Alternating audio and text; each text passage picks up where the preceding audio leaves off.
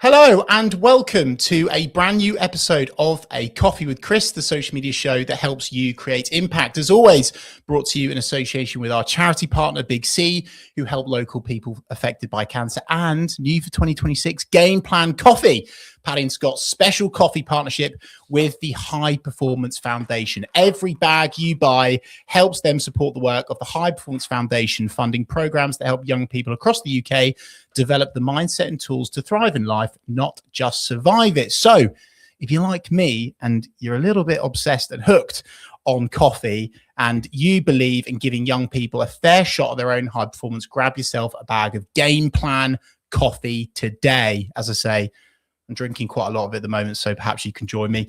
Also, this podcast is sponsored by Oliver Hill of Hill Coaching Company, Gemma Crane of Mindset HR, and Callum Howard of Limitless Film and Media. Now, let me introduce these two lovely ladies to you today. It's the owners of Norfolk Luxury Lifestyle, Ruddy and Katie Bayfield. Those of you that don't know Norfolk Luxury Lifestyle, they curate beautifully crafted luxury furniture and accessories designed to elevate everyday living with style and comfort. Ladies, welcome to A Coffee with Chris. Let's start with the why, because I've been so impressed with you guys from afar. You've taken Norfolk Luxury Lifestyle from right at the start to now having such a strong brand presence across the region and beyond. Why have you so actively jumped on social and used it in the way that you have? Well, I think, to be honest with you, social media, it's free. So obviously, as a new business, you know, that it's ideal. It's great to target people in Norfolk as well, because obviously, you know, we are a shop now. It's great to have everyone locally come in and showcase our new stock. And obviously, and everyone's on social media, so everybody uses social media now. And why not promote our items on there? We can showcase lots of new stock that come in. We can do lots of lives. So we heavily promote our social media, don't we? Even in store, we've got a QR code. We ask people to scan. That way they can see all the new stock that comes in. We get new stock every week. So yeah. I love the fact that you ladies just jump on lives, and I don't think maybe you don't give yourselves enough credit for that. I obviously consult with so many businesses on their social media, and every time I say the words "go live," you can see them go, "Oh no, I don't want to do that." So Katie, you mentioned going live on Instagram there. How has that process been for you, of kind of going from maybe just posting pictures and videos, etc., to going live on Instagram? That's quite something. What's your mindset going into it? I think the thing is, just being authentic and not over editing and just putting yourselves out there. I think sometimes people like it if you mess up a little bit and you're a bit more natural. I think it's just not to overthink it. If you overthink it, you'll never post anything. Social media can be a platform where, you know, people can be a little bit critical, but you just have to just go for it. Don't worry about what other people think. Just promote your business and just put yourself out there. And I think that's something that we focus now on doing, and not overthinking too much. If you overthink it, you'll never do it. Well said, Katie. I love that mindset piece. And Laura, I'll come to you on the lives as well, because for I guess a luxury brand, people might look at it, or you might potentially think, well, we need it to be perfectly planned and polished and preened and precise. And yet going live and, as Katie said there, being truly authentic in this AI, robot, fake world, that seems to be quite a powerful thing that's working well for Norfolk Luxury Lifestyle. Yeah, no, absolutely. And I think people don't want to see perfect. People want to see their products or products we sell in our own homes, and not have everything so perfectly placed as well. Absolutely with you. So what would you girls say to a brand, a business that's starting out on social, that's perhaps been in your position, they've opened up the shop, they're going for it, they want to have that kind of sharp ascendancy, to have the brand presence that you've got? What would you recommend to them in terms of the starting steps on social media? Perhaps Laura, you would be so kind to start. I think just showing your face. I mean, that has sort of taken a little while for myself, especially sort of, you know, getting over really. But people want to see your face. People want to see people behind the brand, which then builds trust. So yeah, people do want to see people, not just products. Yeah. Laura, I think that's gold, the showing your face piece. And Katie, I've seen lots of your, I'll call them funny skits, if you like, that you do on social media, jumping on. What's the difference been though? What's the difference been for you though, Katie, that you've noticed from maybe just posting pictures of the products to all of a sudden showing your face behind the brand? Because again, so many businesses haven't got that mindset that you've got, where they're so scared of showing themselves. They're almost worried about that. So what's the impact been of showing your faces? I just think you can have a business and you can just be selling products and you can just post pictures of, we've got this new in stock, that new in stock. But I think sometimes people want to see the person behind the brand. They buy into people.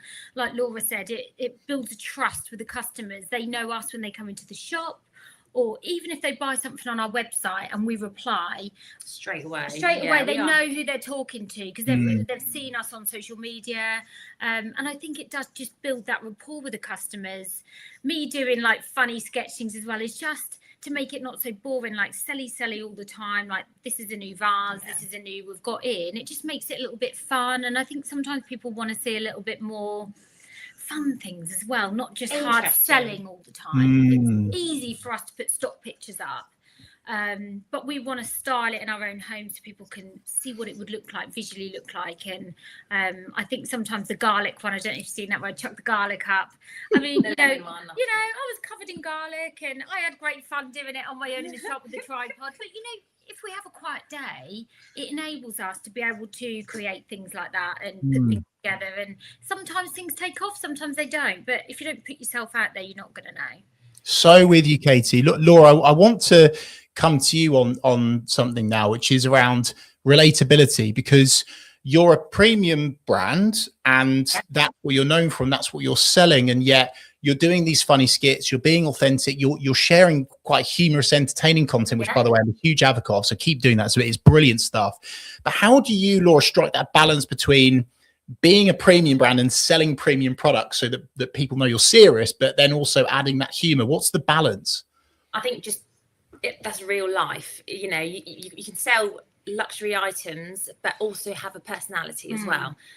But in our shop, we also do have a sort of a range of prices of items in there. So it's not just a luxury price tag. We have stuff for everybody. And that was really important when we opened up, that everyone felt welcome to come in our shop. We have things in there for £4, but you can buy a bespoke kitchen or flooring or that cabinets. Nobody felt like they couldn't come in our shop and spend regardless of their budget. And that was really important to us, that everybody felt welcome. And everyone can have a bit of luxury. You haven't got to just always put a price tag on that. Yeah, absolutely. And we always like people to leave our shop feeling lifted and feeling special. We love giving compliments and building other businesses, and that's really important to us as well.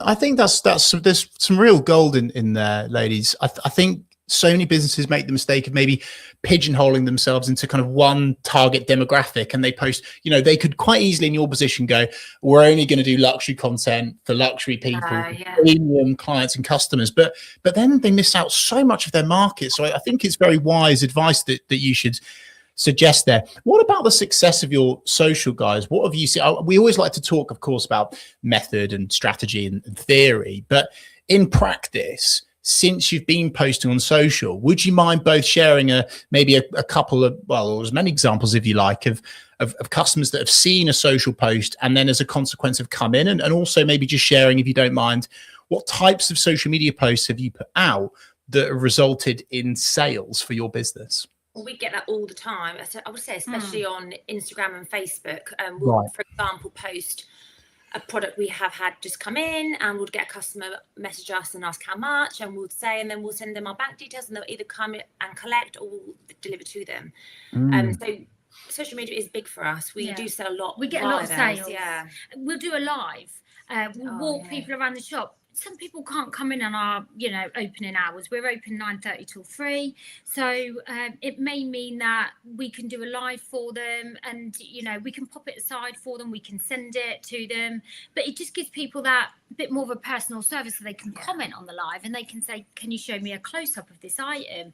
Can you, show me the size? And we can talk to people on the live. And we think that's really important as well. Yeah, it's such good practice. It's key. I think that's exactly what so many businesses kind of don't do well on. Just communication. It could be as simple as just replying, literally. Yes, yes, yes. So much on that. I just wanted to pick up on one thing, just to clarify, because some businesses often get confused about this, and I have a certain steer on it, but I'm open to your suggestions. Do you guys ever put prices on social media posts, or are you sharing? You do? Okay. And how does that work for you? Does it work? Really well, and in fact we should do that more. I think sometimes we probably should post more the price, because I think sometimes people don't like to ask. So I think that's something going forward. We will but we do that as well. It's a bit of a mixture. Sometimes we do, sometimes we don't, but probably going forward, probably should do more. Yeah, I like that. I like that transparency and that honesty, and considering your B2C, why hide it, right? Speed up the process between prospect and customer, and just say, no, this is the price, and then and get them on. A lot of things that we sometimes do is when we post a store, if it's something on our website, we'll tag the link in, so they'll be able to go straight direct onto the website. They'll see the measurements, the price. There'll be extra pictures on there, so we do that a lot on our stories. Yeah. Nice, that's good. What about moving forwards into 2026? Because as I say, you guys have lent into lives, authentic content, talking to customers. You're doing so many of the right things. Maybe you won't want to share so much to give it away to your competition, but what are you thinking about doing in 2026 on social media to take Norfolk Luxury Lifestyle to the next level on Instagram, on social media generally? I think maybe just doing some like tablescapes as well. Yeah, so we've got one coming up, Valentine's one. Yeah. Just sort of being a bit more creative, and again tagging some of our products in those reels as well, and just sort of giving people a vision of what they could buy or recreate. So we've kind of set aside one day a week, haven't we, where we can sort of get content together, and like Laura said, that could be doing tablescapes and being able to place items in our home so people can get a real feel for them, and just banking a little bit of content as well is really important, because we're so busy in our own lives as well, that being able to get that content readily, be able to post it. So definitely focusing more on doing some catchy reels, tablescapes, and also things that don't cost crazy money as well. You know, that can be a simple idea from home. We do some crazy ones, but we also do some that aren't too extreme. So we've posted quite a few tablescapes this year. Keep it interesting, really, because you know, ultimately that's what people want to see. People get inspired, and then they want to know where they can buy the products from. And it might not always be from our shop. You know, it might mean that we tag another company in. It's very much that we want to collab with other businesses as well. It's super important as well. And we love supporting local people as well. I think that's important. And since, for myself in particular, like since having a shop, it's so important to appreciate other people, local small businesses, and just appreciate how much hard work they actually do. It's hard work. It's not easy. Even if we go out for a meal, we'll tag the company in, or if we have a nice experience. Or could be like you went to play paddle the other day, we tagged the business in, you know, so that's really important to us as well, to support other businesses. It's very much something we want. And it doesn't cost us anything, like it would with anybody. It's free to tag other people in, show a bit of love, especially, you know, in and around Norfolk as well. I think that's lovely. I love that, guys, because you're making it not about you. And I think with social, everyone just kind of expects to set up their page and everyone should just come to them. But you guys are showing like your actions and behaviors is you're putting out into social what you would love to get back. And so thus the algorithm will reward you for that. I just want to tap into your tablescapes piece. That's brilliant because it's seasonality, right? And then you're even more relevant, and people say, oh, this is the range for winter. Like, for example, I'm sure I saw your Christmas dinner table, for example. I was going, wow, look at all of these little items here. And with Pinterest and how popular that's getting right now for inspiration and things like that, is very much an on-trend thing to do. So I would personally absolutely recommend that people do a similar thing to you on that note.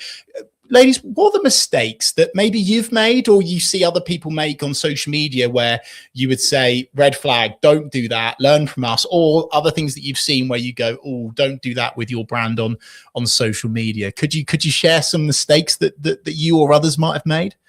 I think we've all kind of done some mistakes, but I'll just say probably don't post stock pictures. They get boring, you know. Just real life pictures, really. I think people want to see it in people's homes, relatable content, stock pictures with a white background, you know, pixelated pictures. That's not what people see. You cannot get a vision of what it's going to be like in your home or the size of it. So I think I wouldn't say it was something people are doing wrong, but it's not something that we want to do in our brand. That's good enough. Do you know, we really should open up the stock image conversation, because I know you're not saying it's wrong, but how much impact can there be by posting like what we would call lifestyle images, right? Products or services in situation, because this isn't even just for B2C businesses like yourselves, or B2B as well. Like, how is your service done in real life? And this whole kind of like cringy stock photos with white backgrounds, you've got to get out of 2009 people and get to 2026. And that way you'll sell so much more, because it's that authenticity, that relatability that you guys keep mentioning, which is brilliant. That's so impactful. Have you guys ever posted something that you've had to delete? Has there ever been anything like that where you've gone, oh yeah, so, there was one the other day. Yeah, there was a reel that I mean, oh gosh, I just hated it.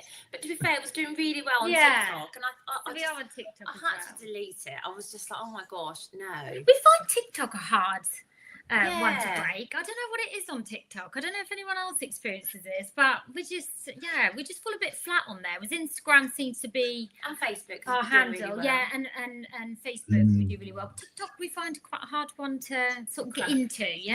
Oh, look, TikTok's a whole new conversation, but I am so happy that you guys have shared that you will delete something. I feel like so many people think it's got to be perfect, and then you can't delete it. Once it's out there, you can't delete it. And then you get this almost paralysis by analysis and constantly overthinking your social. Whereas you guys are obviously like, look, we've got customers on our Instagram page. Our followers love hearing from us, seeing from us. So let's get in front of them. And if it's not right, we can delete it. And that's okay, right?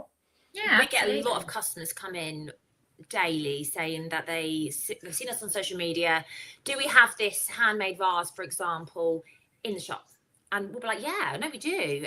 But we can source it. So, you know, they may see it somewhere else. So can you get it in? Because I can collect from here. We've got a lot of suppliers. So 9 times out of 10, we can source things for people. And we're really quite price conscious as well in our shop, aren't we? Like one thing people say is like, I'm really surprised at your prices. And that is something that is really important to us, that we'd rather have a lot of customers, keeping our prices very competitive, keeping everyone happy, and then that means all the stock is completely different every time they walk back through the door. Love that. What are you guys doing with your captions on Instagram? Because I know that you're really hot on the video side of things, doing your lives and stuff. But in terms of like the text that you're using, is there any advice that you would potentially guide people on with regards to what you're actually writing with the post? Well, I think that's a real tricky one, because we're both posting, but both of us, we sometimes have different fonts, and then I'm a bit of a sort of a OCD freak, and I was like, oh my god, and that's another thing. Sometimes I have to take things down because Laura's like, no, that's not right, that's not sensual, that's not fun. She can be a bit bossy. I can't. I didn't realise, even just getting to London today, I had everything planned, printed off everything, and then I'm like, right, Katie, we take this tube. But I like that. I just follow up behind. So she's the organised one. I am not. Laura's got everything printed off, but that's how I'm like, where are we going, Laura? Do you know what? It's that it's that magic. It's the magic and the imperfection, isn't it? And your customers will be looking at your content and they'll be going, oh, I wonder if Laura will keep this on, or, you know, and I quite like that magic between you two. So kudos to you. And ladies, where can people find the store? Where can people buy your amazing products, whether it be furniture or other accessories? Where can people go, and how can people become further connected with Norfolk Luxury Lifestyle? Well, I think the main thing that we do focus on is our Instagram handle. So it's Norfolk Luxury Lifestyle. So if you look us up on Instagram, because we post daily on there, new stock, we do lives, lots of fun things as well. So, you know, we've done a cocktail making the other day, Valentine's cocktail making. We do fun things. So follow us for that, if anything. Yeah. But we have got a lovely shop in Sow House at Black Barn Farm, which is just off the NDR. There's a lovely cafe there, have the best breakfasts and free parking. So a lot of the time people don't like to drive into the city at the moment. It is horrendous. I go in there daily and it's a pain. It is. So drive to work is amazing. It took me an hour today to get to the train station. I live 10 miles away from the city. Traffic was horrendous. I had to get out and run. I had to run. Just as the doors were closing. Honestly, I ran and I was like, Laura! And we got on the train and the train started going, didn't it? The minute we stepped on it. So we just made it. Yeah. There you go. back to your question regarding for new brands and stuff, I just want to say as well, don't be shy or afraid to ask your friends and family just to simply like, share, comment, stuff like that, because it's free and it does mean a lot to every small business. Hitting that like button means everything. It does. For us as small businesses, like we really appreciate every like or comment or share that we get is super important. And it doesn't go unnoticed ever. No. So we always appreciate every single comment, like, share, everything. So much gold in this chat, and I'm sure we could do a round two at some stage once you learn more about Instagram and grow and sell more and grow as a business.